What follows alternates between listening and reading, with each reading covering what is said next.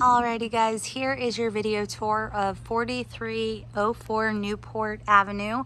Like I mentioned in the video coming into the property, they're kind of a little bit of a mix of homes. So you're going to see single families, you're going to see multi-unit dwellings, you're going to see a little bit of stuff that's overgrown and stuff that's well kept. So, just want to kind of excuse me. So this is to the property next to you. None of this is your property lines, but you can see how close the houses are together. You can also kind of see the roof. Now it is sort of bubbling and buckling up in certain areas, so I do not imagine that this roof is newer. I'm gonna try to zoom in. There we go.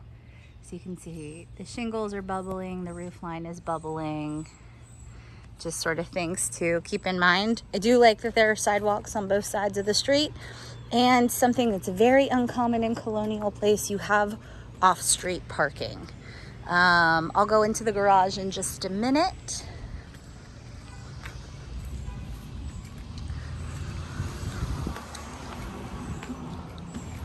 So we walk up to these giant double doors, and you have your porch right here. And then looking out the front porch, if you were to put any chairs or anything on it, this is what you see. I'm still not 100% sure if this property is vacant or if there's somebody in there. It's just not well kept. So let's go inside.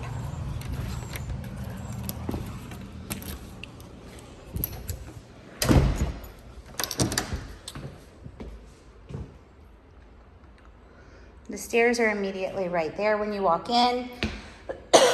First thing I'm noticing is the flooring has been completely redone.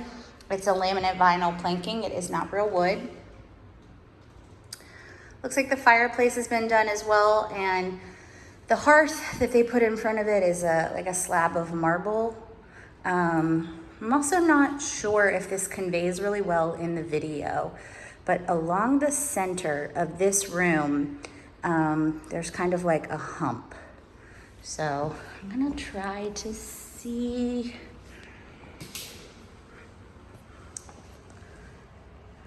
I don't really know if it conveys really well, but right down the center of your sight line, it is higher than on either of the edges. So it's definitely something that I notice. If this house is something that you are interested in, a home inspection would let you know once they check the foundation if that's just standard settlement of a turn of the century home or if there are any foundation issues. This is going to be your coat closet, utility closet right here. Oh, and your basement's down here. These are always creepy. I don't want to turn that off. All right, let's go check out the basement. So this is a door to the outside, just so you guys can see. There's my car. There we go.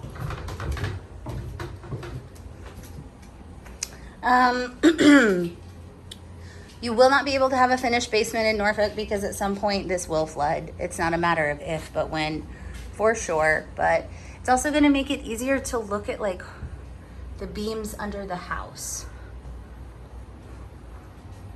It's your air handler right here, along with your hot water heater right here. And then of course, as every basement should anyways, you have a sump pump right there. Not necessarily sure what this cardboard, it's like they wrapped the beam in cardboard for some reason. Don't know what that is, but just more want to kind of slow walk you around it. This is going to run underneath the house. So this is your crawl space back in here.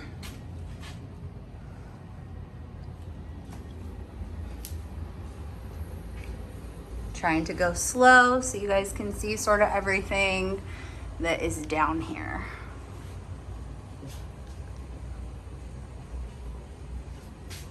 Okay. Make sure I locked this guy back up.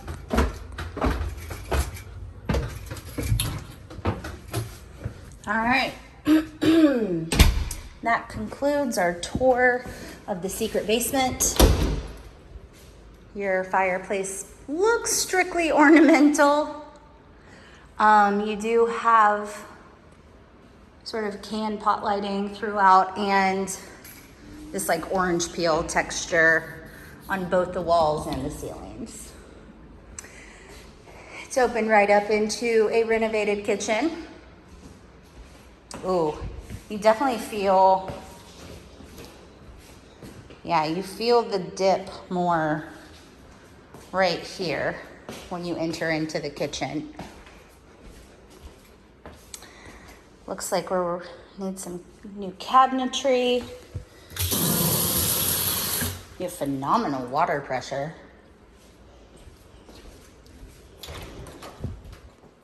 And a giant pantry.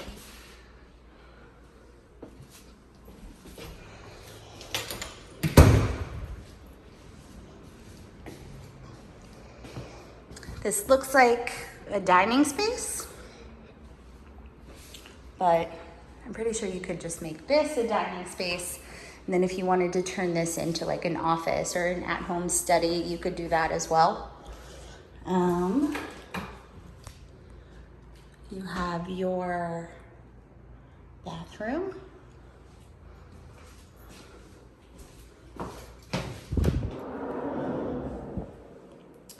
And this is where your stackable washer and dryer will go. So I don't know if you noticed, but this flooring in the bathroom is different than the flooring in the house. And also, I don't know if you noticed, normally these doors have a track on the bottom as well, and this one does not.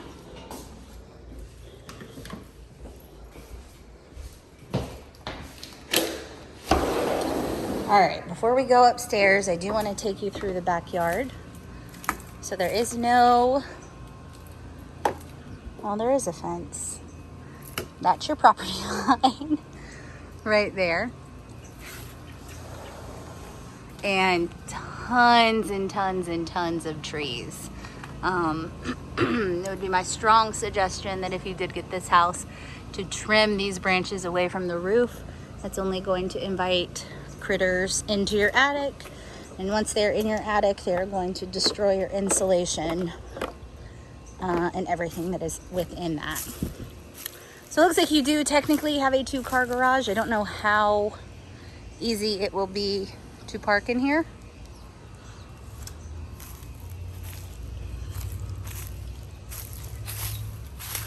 Ooh, I hate spiders, y'all. Okay. Oh, it's divided, like stalls. And then it has like, interesting. Oh my gosh, there's so many horse flies in here. I'm gonna try to see if I can peek in this side.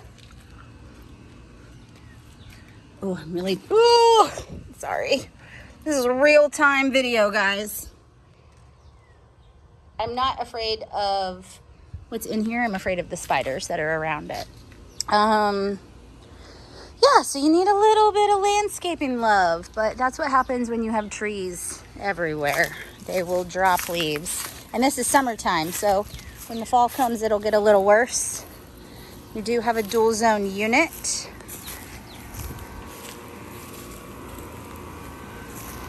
Sorry, I had to pull the spider webs off of my hand. These look fairly new, which is probably why it's so wonderful, icy cold inside. The deck looks newer as well, but it doesn't look like it's painted or treated. I mean, I'm sure the wood is treated, but I would probably want to put a coating on that. All right, so we checked out the half bath with the laundry room downstairs. It will be a stackable unit. Let's go see what upstairs has to offer. Oh, and once you put blinds up, this will be fine, but they also make like the little peel and stick things for the windows.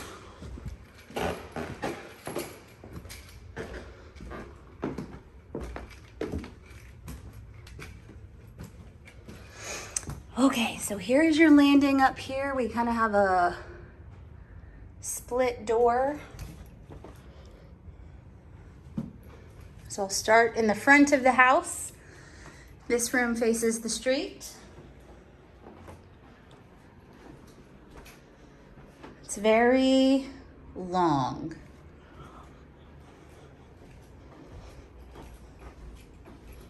You can definitely see more of like a slope toward like where the door is.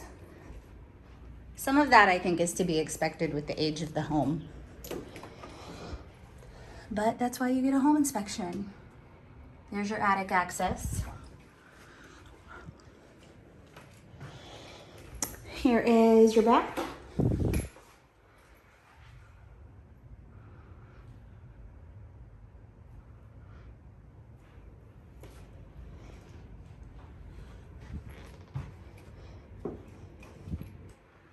Here's another guest room. This one's a little teeny.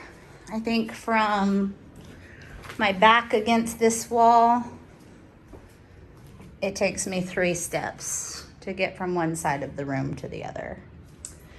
But it has a pretty decent sized walk-in closet.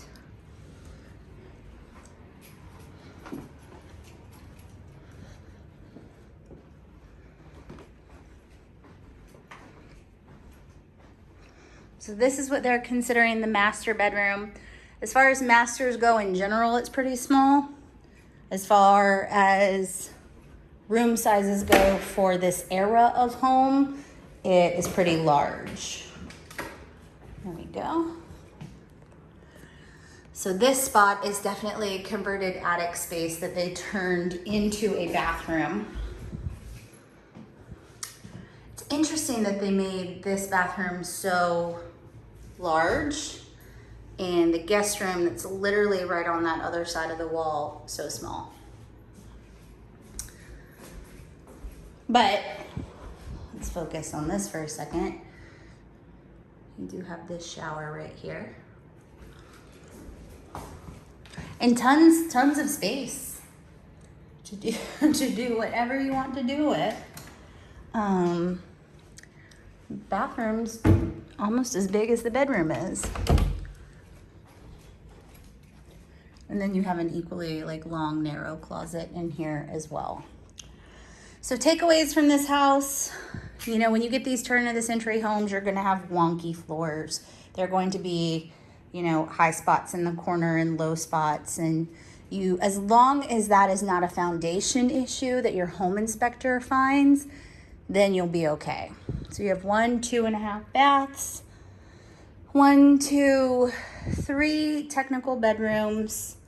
So yeah, let me know what you guys think about this one.